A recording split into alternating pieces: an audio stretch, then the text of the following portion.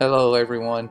I'm not sure if you're aware of the latest space news with the Elon Musk SpaceX program where they are planning to send a rocket to the moon.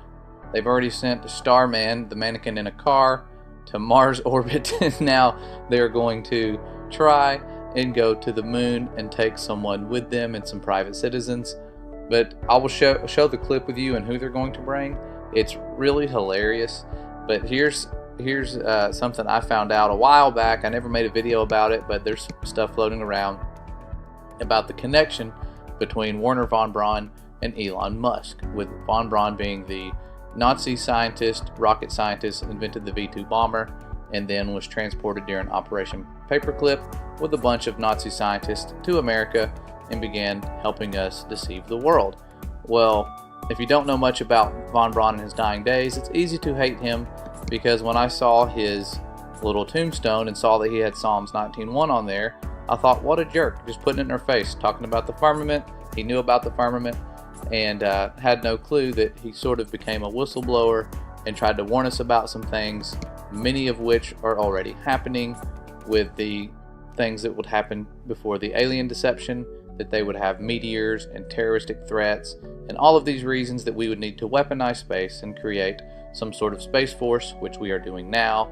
So all the things that he warned us about are happening. So if you were concerned about the validity of some of the things he said, given his evil past, a lot of them are coming true. We're seeing them on a regular basis. But the strange thing about SpaceX and the Elon connection, other than some of the hoaxes we've seen with SpaceX changing their live feed and all these different things, kind of proving and partnering. They also partnered up with NASA. People don't know that. They say, well, what goal would they have to deceive the world if they're just some private organization? They're not. They give the illusion of that, but they are in partnership and get funding from NASA or us. So it's definitely not some private citizen guy. He's trying to take on the whole Tony Stark persona, but it's just not working. And the Elon and von Braun connection is weird because Elon was supposedly born in 1971, whereas von Braun died in 77 when Elon was just a 6-year-old kid. But when you read this book, there's a book called Project Mars, and it was written by von Braun, and it has a plan to colonize Mars, and it's a science fiction book, and it talks about it, and he has lots of really cool illustrations.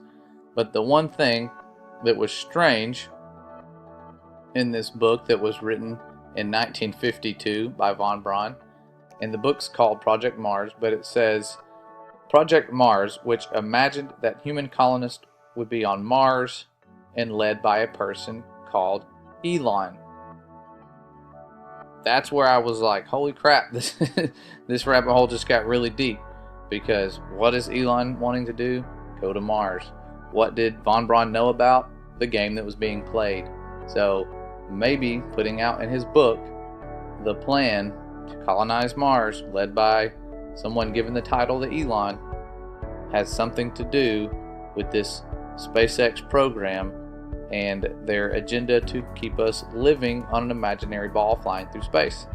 So I thought that was very interesting. Never really shared that. I've just kind of been sitting on that for a while. But there's an article about it. You can read it, and they paint out von Braun to be a really cool guy who wasn't aware of all of the Jewish slaves working on his rocket. He was just a scientist.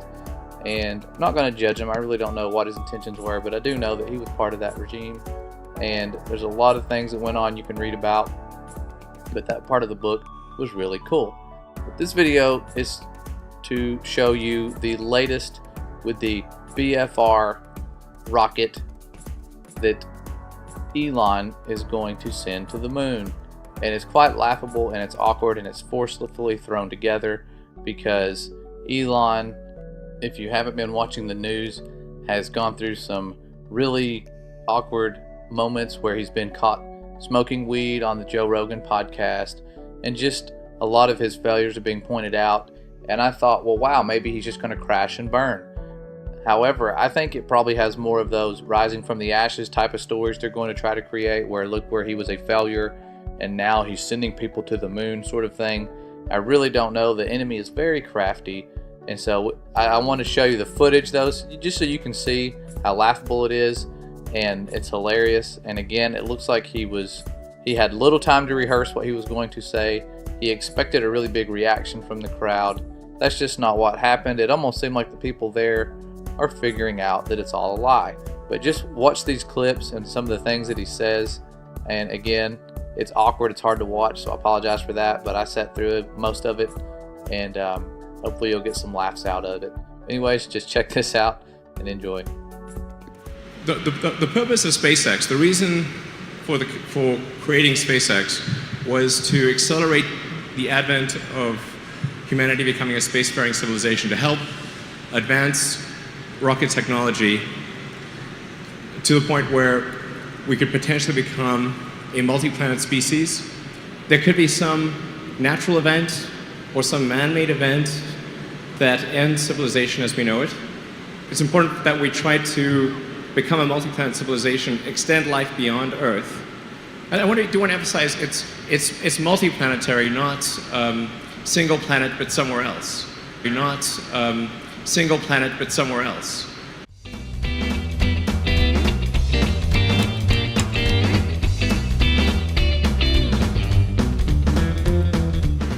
Have life on Mars, Moon, maybe Venus, the moons of Jupiter, throughout the solar system, and then ultimately extend life beyond the solar system to other star systems.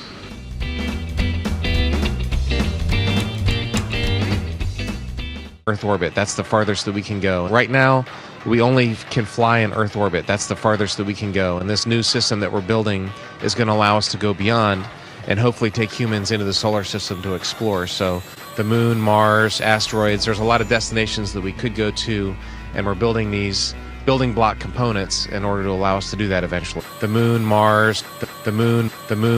Kinds of technologies that we're testing out on space station are definitely helping us with our goals of going beyond low Earth orbit. A set of crewed flights will test and prove the systems required for exploration beyond low Earth orbit. I'd go to the moon in a nanosecond.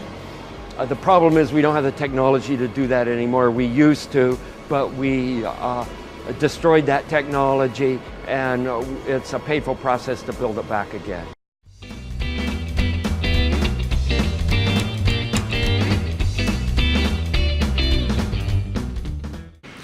So this is sort of an illustration of what it'd be like on Mars base. So here's this little Mars base he puts out there, and I thought, wow, this looks familiar. Then I remembered it's eerily similar to the book written by von Braun. Strange coincidence, I don't know. But then you start looking at other things that von Braun drew up, like this rocket model here, or model rocket, and compare it to the SpaceX rocket. And wow, they look very similar as well. So crazy connections, but again, all of this stuff, I believe, is no coincidence. But before we go, let's listen to some funny answers as to why they sent a car to space in the first place, and exactly what they plan to do, and who they plan on sending to the moon. It's quite hilarious. You're probably going to laugh, but just listen to how they talk it up. It's funny. Well, a lot of people don't understand why we sent a car to Mars. Obviously, that's a bit confusing. Why would you send a car to Mars? That's bizarre. But the real reason was we wanted to just have something that was fun and that people could identify with. And normally when a company creates a new rocket, they just launch a slab of concrete or something. And I was like, well, that's pretty boring. So we wanted something that was fun and that felt like you could maybe be there. And that was the reasoning behind the car and the astronaut in the car. Yeah, so this is the trajectory. So we'll take off, have booster separation, go into parking orbits, do a translunar injection, fly around the moon, and then come back and land. Yeah. That should take a few, basically about 4 or 5 days, and it'll be very exciting indeed.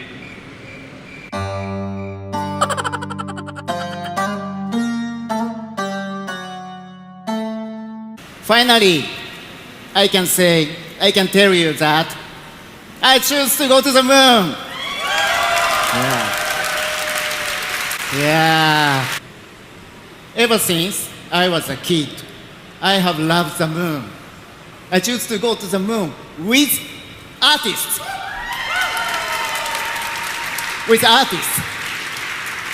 Yeah, he's very graciously offered to provide those seats to artists and cultural influences and like basically, key influences in society, and we better get that flight right. We're gonna definitely be doing everything we possibly can to make sure that is a good flight. But instead of 2, you can have a dozen, and probably not wise to have 100 on this flight, but we'll leave a lot of extra room for extra fuel and oxygen, sort of food and water, spare parts, just sort of just in case. If something goes wrong, like you have as much opportunity as possible for a recovery. I mean, this is a dangerous mission. But it's definitely dangerous. Yep. Danger. Yeah.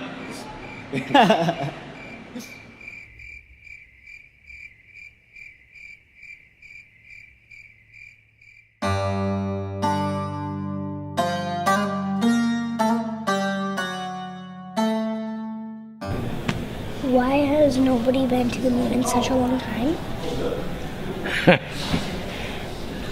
That's not an 8-year-old's question. That's my question. I want to know, but I think I know. Because we didn't go there, and that's the way it happened. And if it didn't happen, it's nice to know why it didn't happen, because we didn't go there, and that's the way it happened. And if it didn't happen, it's nice to know why it didn't happen,